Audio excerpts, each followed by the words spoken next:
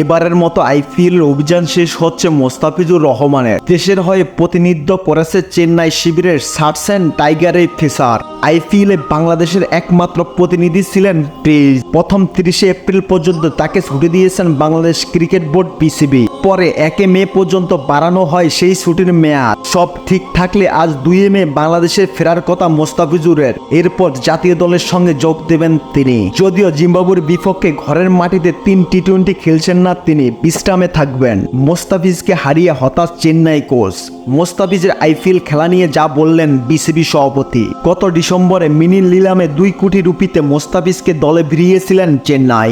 আসরের মাঝপথে দল ছাড়ায় পারিশ্রমিকে পুরো টাকা পাবেন প্রিন্স। এমন প্রশ্নই নিশ্চয় অনেকের মনে ঘুরপাক খাচ্ছে। আইপিএল এর নিয়ম অনুযায়ী পুরো টুর্নামেন্ট খেললে সব টাকাই পেতেন, তবে সেটি না হওয়ায় আনুপাতিক হারে পারিশ্রমিক পাবে এই পেসার। 1 মে পর্যন্ত চেন্নাইয়ের হয়ে 9টি ম্যাচ খেলেছেন প্রিন্স। আর তাই আইপিএল এর থেকে প্রাপ্ত টাকার অঙ্কটা হিসাব হবে কয়টি ম্যাচ ধরে। নিলামের দাম অনুযায়ী ম্যাচের বাবদ পারিশ্রমিক 14,28,571 রুপি। সেই হিসাবে 9টি ম্যাচে মোস্তাফিজ পাবেন 1,28,57,139 রুপি।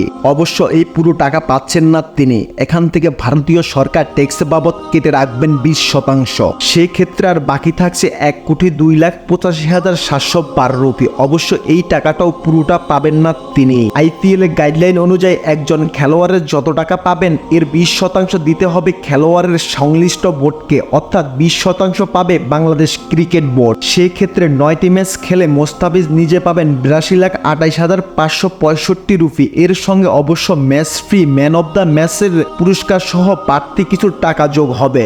উল্লেখ্য, আইপিএল চেন্নাইয়ের হয়ে অভিষেকের আসরে খেলতে নেমে দারুণ ছন্দে ছিলেন তিনি। এবারের আসরেও যৌথভাবে এখন পর্যন্ত সর্বোচ্চ উইকেট সংগ্রাহক তিনি। নিজের সর্বশেষ ম্যাচের গতকাল উইকেট না পেলেও ছাপ রেখে গেছেন ঠিকই। পাঞ্জাবের বিপক্ষে এক মেডেন সহ 4 ওভারে খরচ করেন মোট 22 রান। চেন্নাইয়ের হয়ে অভিষেকের আসরটাও স্মরণীয় করে রেখেছেন প্রিন্স। এবারের আইপিএলে হলুদ জার্সিদের 9 ম্যাচে 14 উইকেট শিকার করেছেন।